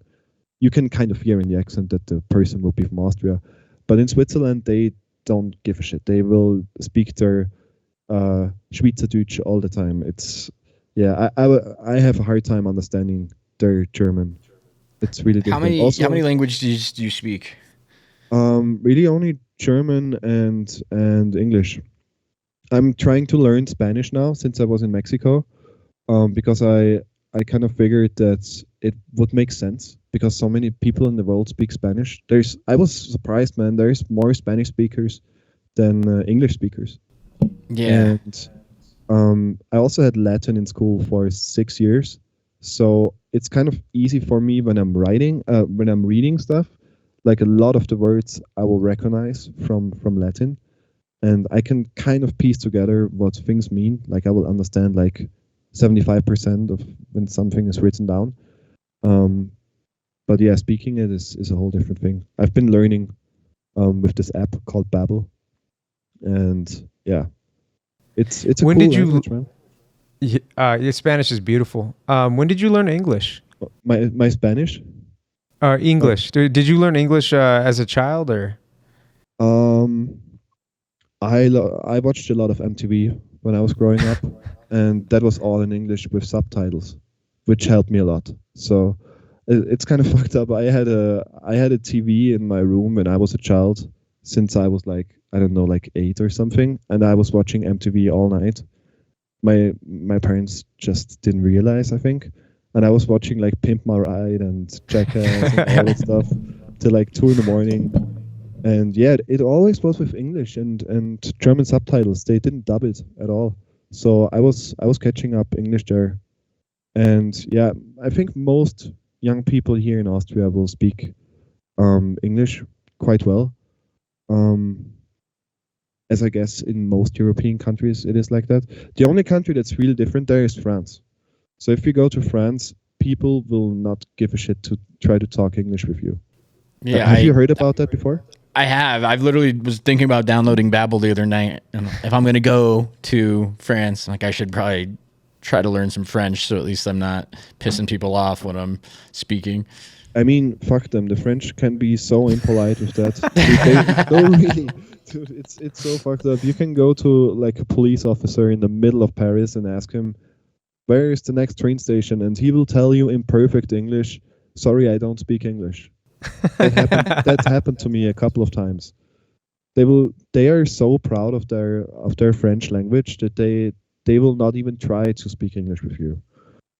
And yeah, I guess that will be even harder for you when you're an American, because they might not like the Americans there. I'm not sure.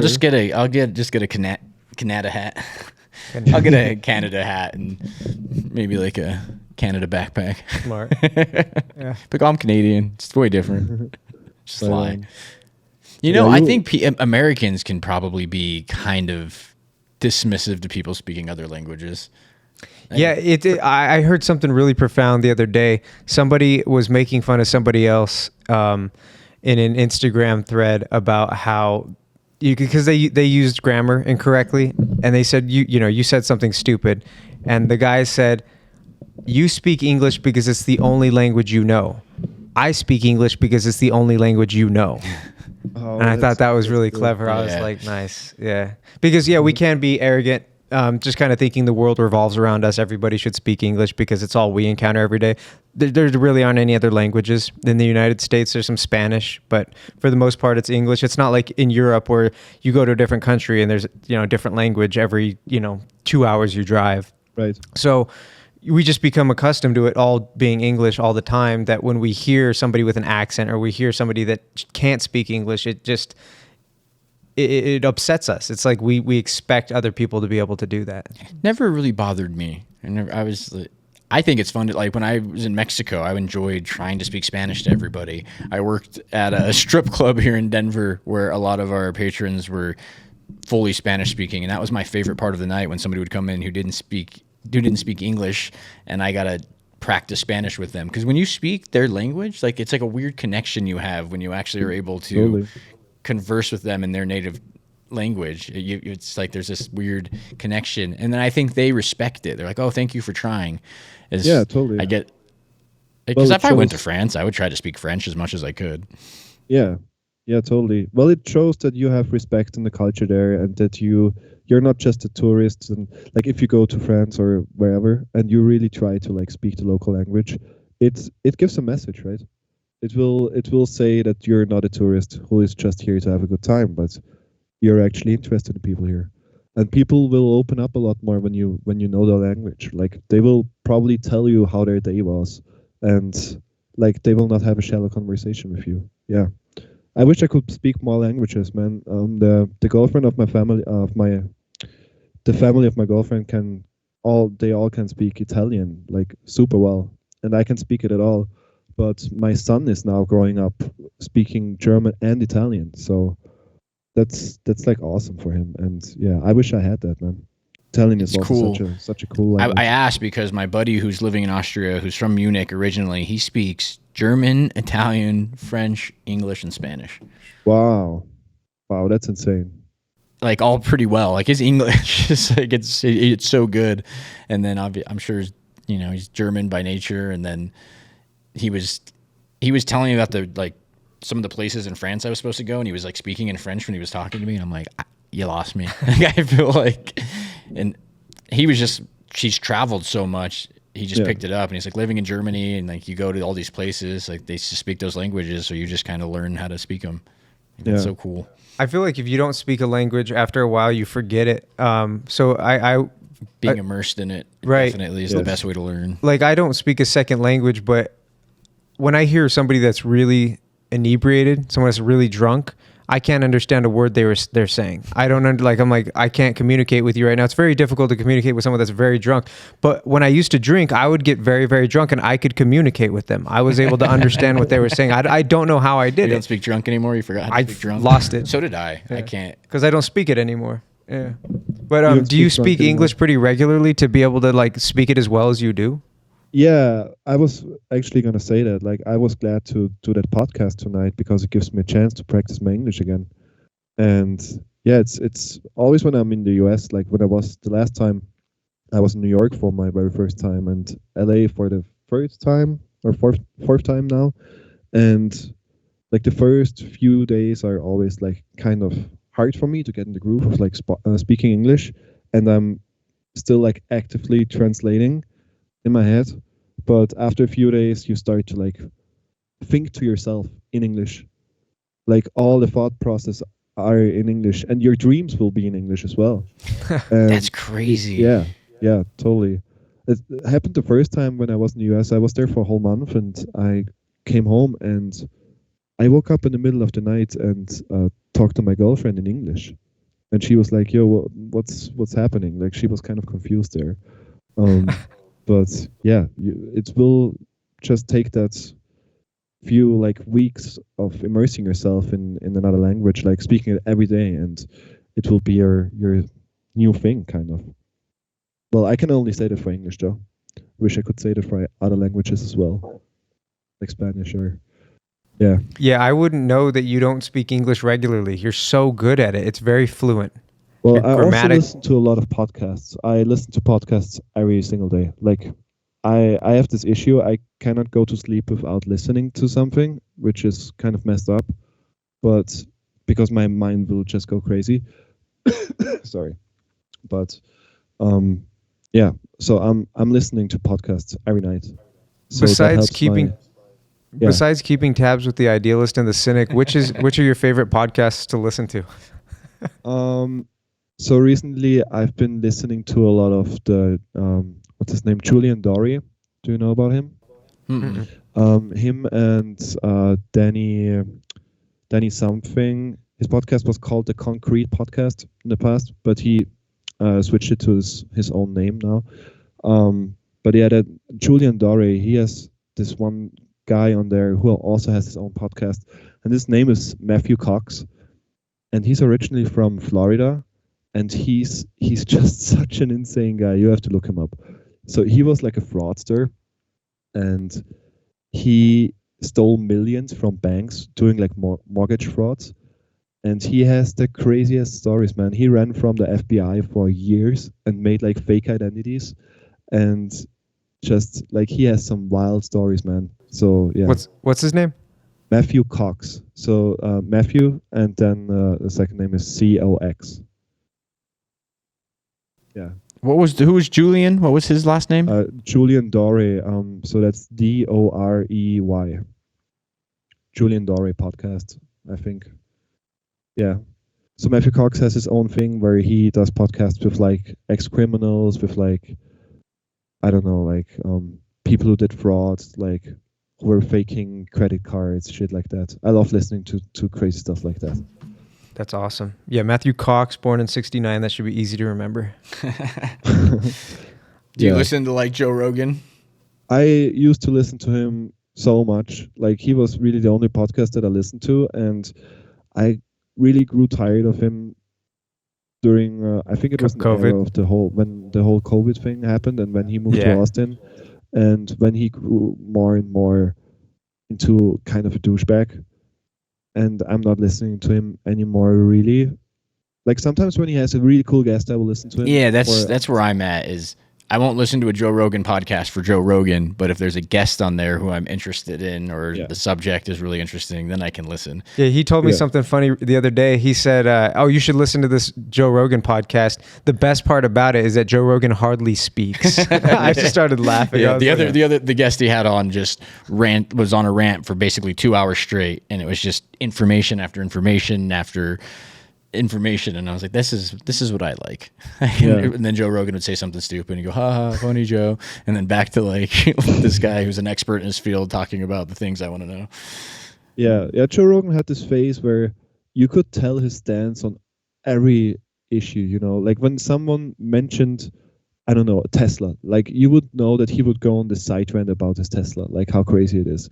Like, you know, his personality so much after a while. Like when you listen to a couple of those bad episodes where he talks about himself a lot, like you know all of his stories, and it gets so annoying with it sometimes. Yeah, it gets redundant. He'll tell the same story, and you're like, Yeah. how many times are you going to tell the story that's not even really that great of a story? And he's very ideological as well, where once he makes his mind up about something, like that's his hard stance. Yeah. And then he won't have, I don't love that he doesn't have guests on that won't sort of disagree with some of those things. He'll only have guests on that agree with everything he says. It's very bizarre. Yeah, it's kind of weird. Have you checked out Lex Friedman? Yeah, Love Lex. Yeah, he's great. Yeah, Lex is awesome. Yeah. Yeah. I just discovered him through Joe Rogan, but I listen to him still, and yeah, Lex is much more open to ideas, to different ideas. I feel like, and yeah, he's just my like favorite form of AI. I like him. right on. Do you worry about artificial intelligence in the music space?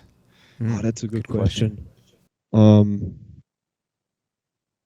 I feel like when the whole thing with Midjourney and stuff like that became a big discussion the first time, when was that, like 1.5 years ago or something like that, when all of those AI pictures started to surface and everyone started to make like their own Midjourney pictures. That was like the first time when AI was like a big discussion in the public. And yeah, when was that, like 1.5 years ago or something like that, I want to say. And then I was like really worried, like, are we all gonna lose our shit, like our jobs and whatever.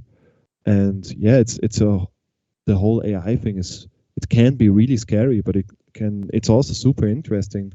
Wait, I have to read you this one comment. Someone thought my music was AI. You know what? I could see that. Yeah. I take that as a compliment, actually. Yeah, it's really cool. Wait. Yeah, I think it was on Reddit. I'm getting so much shit on Reddit, man. Fuck Reddit. Fuck people. Yeah. There one person said pure ADHD music, which I also take as a compliment. There. At first I thought this was AI generated music, and I thought it was interesting to hear how generative AI might explore certain progressions and scales. I'm probably not your intended audience. It doesn't load the rest of the comment because the post was deleted. There it is. Yeah, well, that's pretty much everything the person said. But yeah, they thought my music is AI generated. And I can see how an AI can make something like my music in maybe like 2 or 3 years. It will still take some time, I think, for AI to really make cool stuff, or like stuff that's not anymore discernible. You know, like how it is with those pictures now. You can kind of tell when you see like a Midjourney or like some AI generated picture. Yeah, most people are able to tell, like, hey, this is AI, right? But it won't take long that we cannot discern this anymore from real art, I think. And yeah, I'm not sure what will happen then. Maybe, I don't know, people will actively start seeking out music that's not AI generated, and maybe it's also a good thing for shows, and you know, AI won't be able to play shows, so maybe it's going to be huge for live music business, you know? Yeah, I wonder if you almost might see like a renaissance within live music coming back, because people would want to just see bands play and hear errors and hear things that, like mistakes being made, or, you know, just because I think live music, there's just still nothing quite like it. I know like the EDM sort of scene is,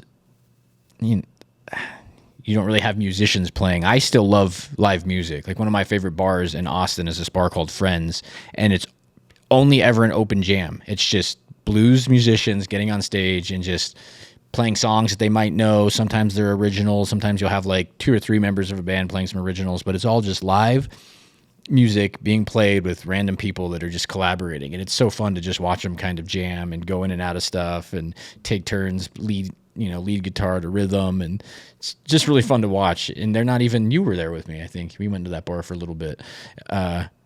It's just fun to watch, and I still just enjoy that. I don't know if I'll ever be an AI music guy. I don't know. You never know. What's ironic about it is AI has a better ability to replicate music that's popular right now than it is to music that isn't well known, because AI as it stands from a giant pulls database. Yeah, it pulls from the big database. So there are more mainstream sort of like types of music. Like it could probably create a Taylor Swift song a whole lot more easily than it could create yours. A Taylor Swift song, even though yours maybe to some people sounds more AI, it's much less likely for AI to be able to recreate that because there's so little of your sort of type of original music out there. What do you think about Taylor Swift? Yeah. I don't know anything about her, man. I just know that she's like huge in the headlines. It's insane. Like her music to me is the most cookie cutter, generic. It's not bad. It's not like you listen to it and you go, "Oh, it's aesthetically pleasing," but there's nothing about it that stands out to me. Yet she is, I think, her and Beyonce are the two top selling artists right now. It's crazy. And nobody makes more on tour than she does.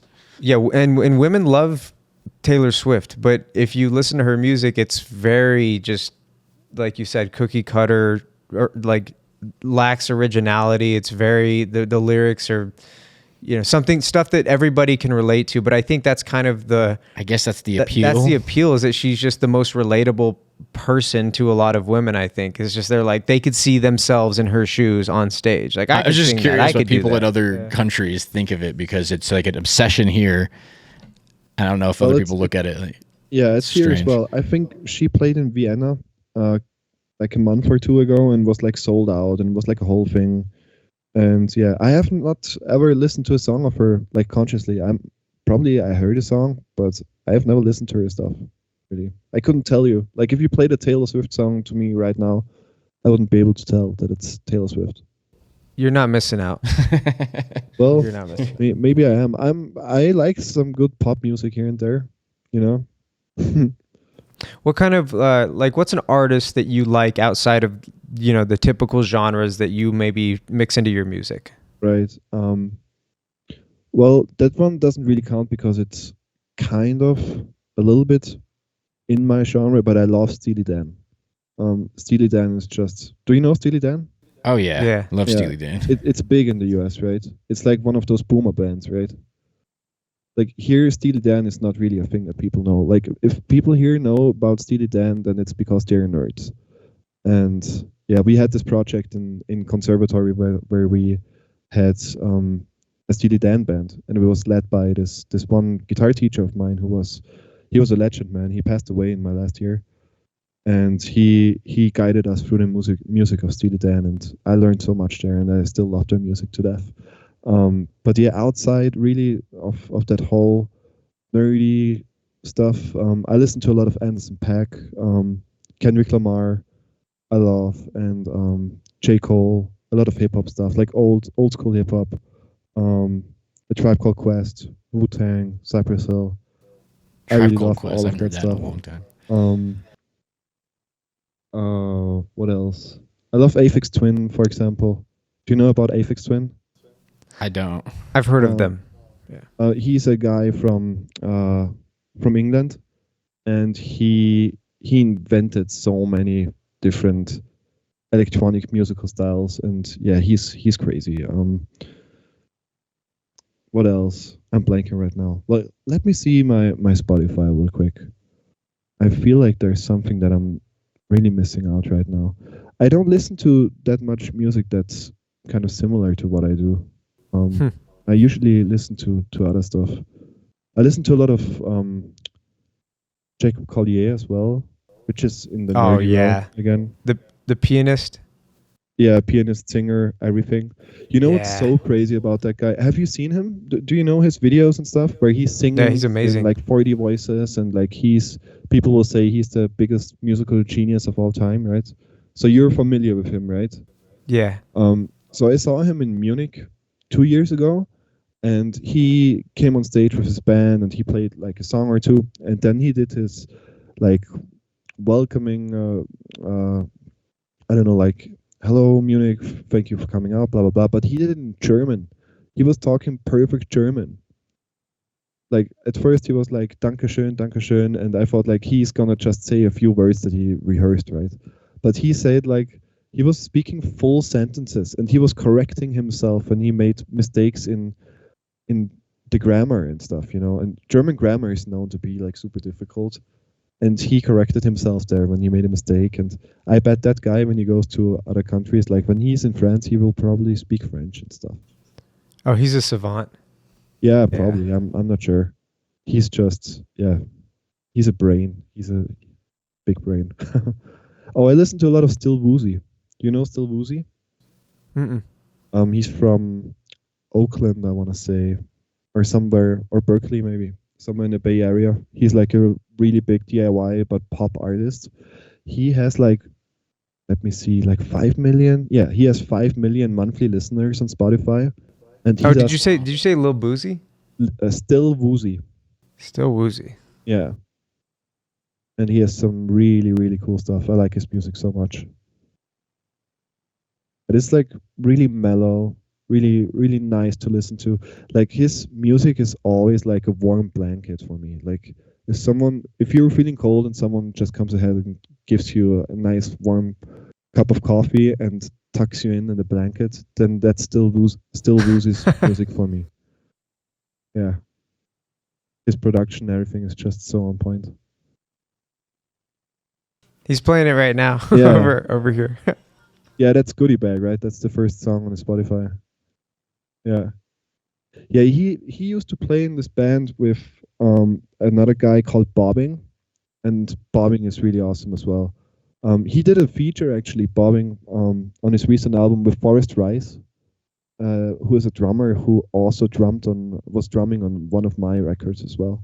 He's a friend of mine in California, so it's all is kind of connected there. Yeah. I also listen to a lot of Domi and JD Beck. Then what else is in there? Who's the guy with the Jenko jeans? Oh, right. Oliver Tree. So, That's who he I was reminds me of. thinking that same thing. Yeah. A little bit. So after I was in Mexico, I had this time where I only listened to corridos, to Mexican music, like for a couple of months. Like I only listened to Mexican corridos tumbados, like Peso Pluma and Junio Hache, and I'm a really big fan of that musical style now. There was this Peso Pluma song who was that was the biggest song on Spotify for like for two. The song is called Ella Baila Sola, and it was the biggest song while we were there actually. So it played in all the bars and everything. It played all the time. And yeah, the Mexican friends of us that were touring with us, they told us, yeah, he's the biggest guy on Spotify right now. And I checked out the other artists in that kind of realm, and yeah, I like the music so much. It's so organic and it feels so real, and the lyrics are about really cool like topics. You can tell that some of the songs, like not all of them, but most of them are like really written from the heart, and it's just so cool. And the guitar players fucking shred, man.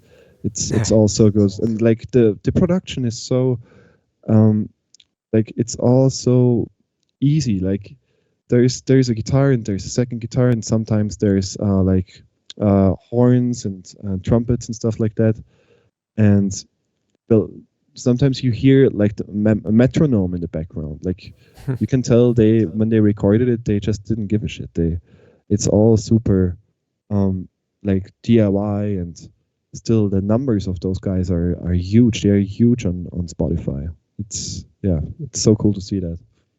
Do you think that diversifying your music taste allows you to be able to keep your music original rather than just listening to all of the Gent and prog stuff? Like by listening to all these different things, you're then able to create your own style that's unique from everybody else?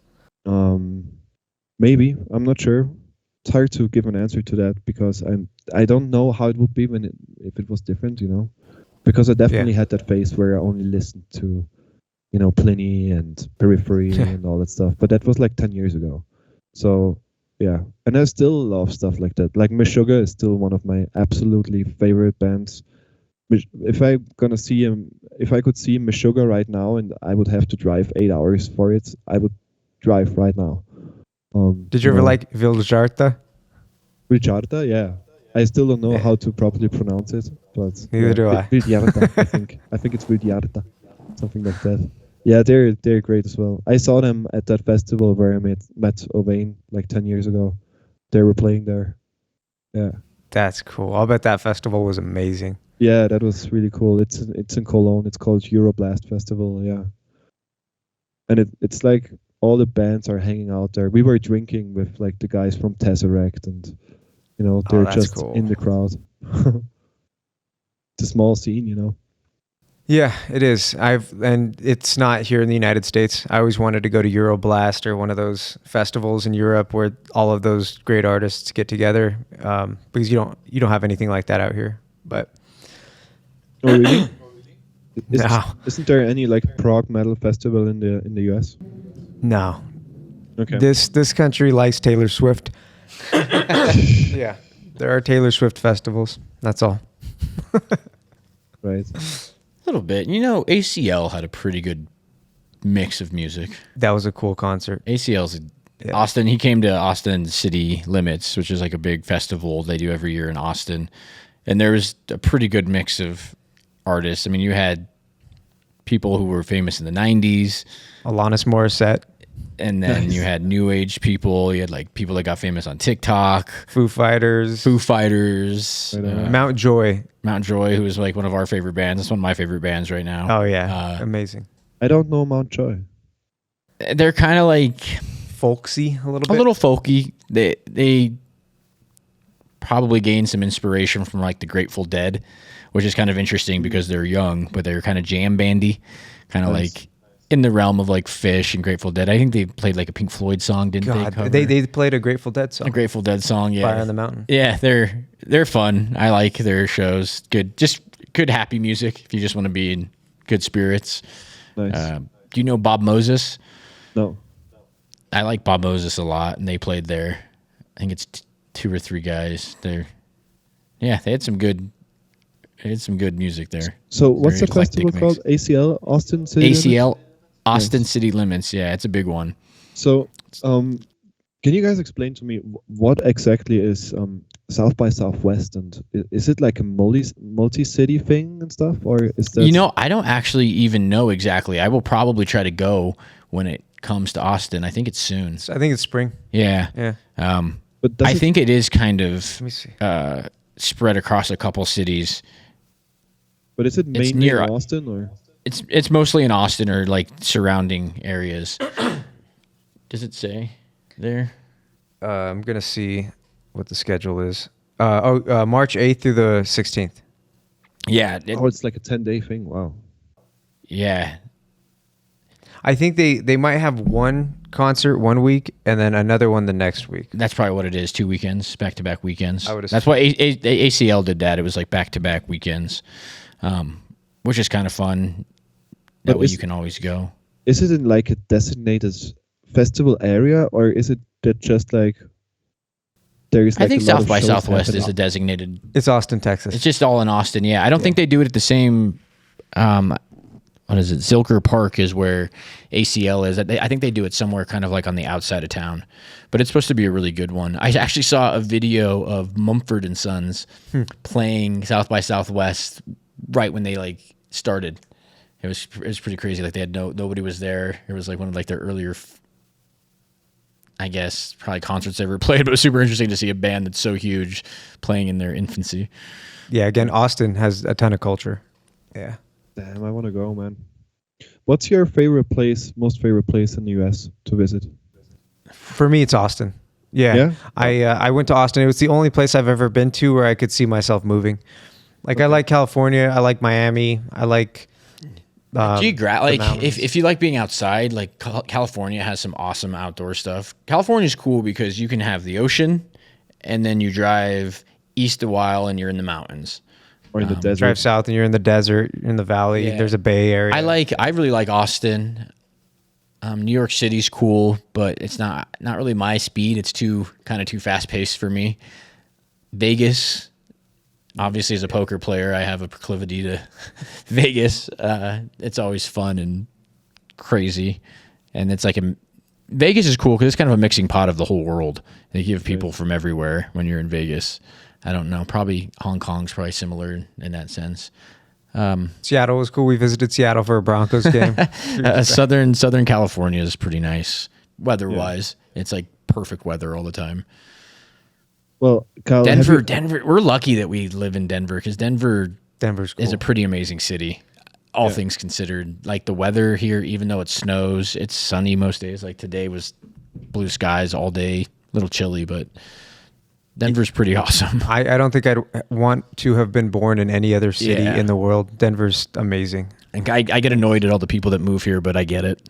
Yeah. Like I get it. Like it's way better than living in Ohio. The Midwest is pretty dull. They all kind of like weird. Yeah, New Orleans. Lost another follower. New Orleans is a really cool fucking city. I don't know if I could live there, but to visit, the food there is amazing. There's culture. It's fun. They have tons of jazz and music, and it smells really bad. Does smell bad, but yeah. I've heard Nashville is really cool. You know, I haven't been to Nashville. It's one of the 2 cities. My dad said it was amazing. Yeah. Kyle, have you heard of that guy who is banned from all the casinos now in Las Vegas? Who found like some secret in this game called what's it called, Baccarat or something like that? You're probably thinking, is he popular on social media? Yeah, and he has face tattoos and all. Yeah, his name's Mickey. I forget his last name. I've heard of him. I don't know how legit he true what he says is. Yeah.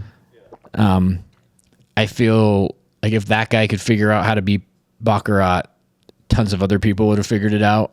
I don't think what he knows is a secret necessarily. I think he just has a lot of money and goes on runs and documents his huge upswings and maybe forgets to mention the times he loses millions. So you pronounce Nevada, but you pronounce Baccarat. Well, I all the people that play Baccarat call it Bach. Like for short, they call it Bach. So in this democracy, it's 2-1, so it's Baccarat. What's that game even? How do you play that? It's similar to blackjack. I haven't played a ton of Baccarat, but it's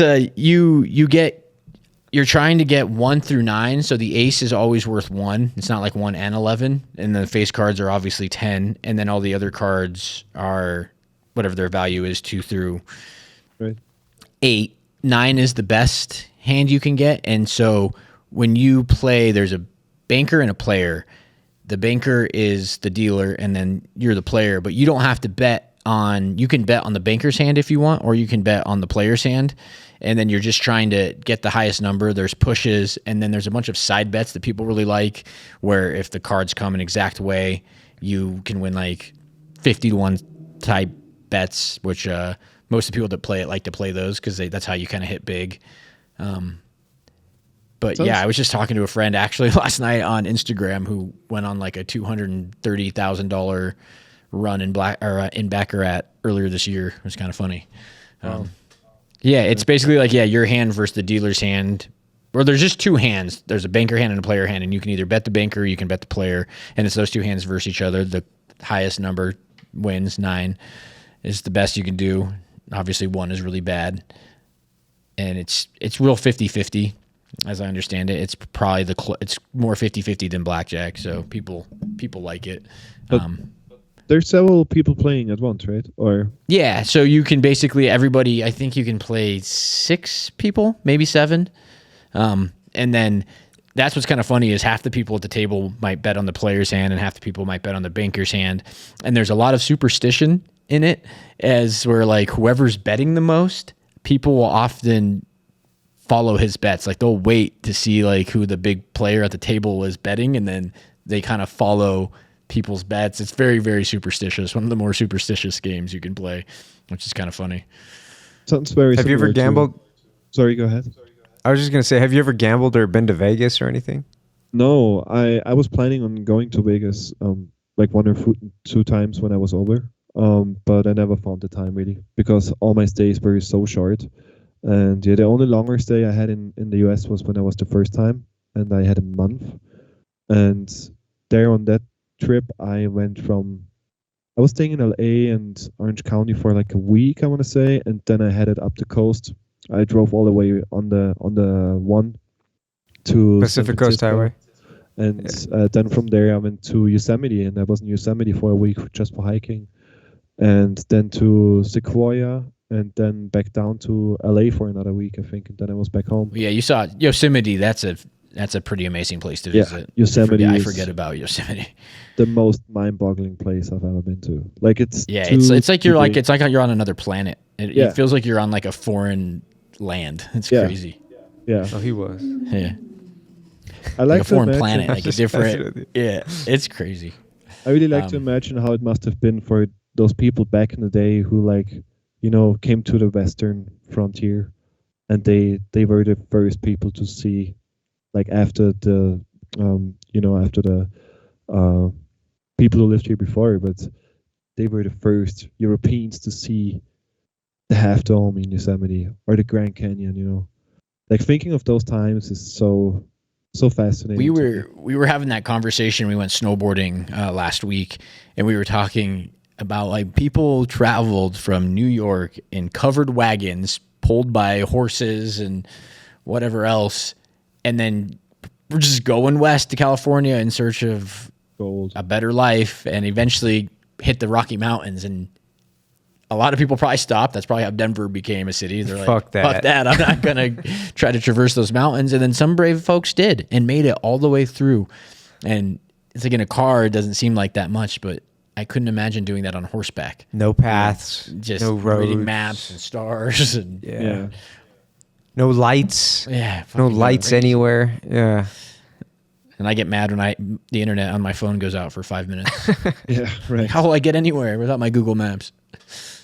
Then you're just out there in the middle of nowhere, and you hear wolves, and you know that there's so many things out there in the wild, like I don't know, bears and mountain lions, and they actually just reintroduced wolves to Colorado in the last month. I think it's been like a big topic of discussion because some people are very against it, and I think it's supposed to be good ecologically, but I guess there's an argument to be made that could be detrimental to livestock and some species, and I don't know. But yeah, they just introduced them back to Colorado, which is kind of wild.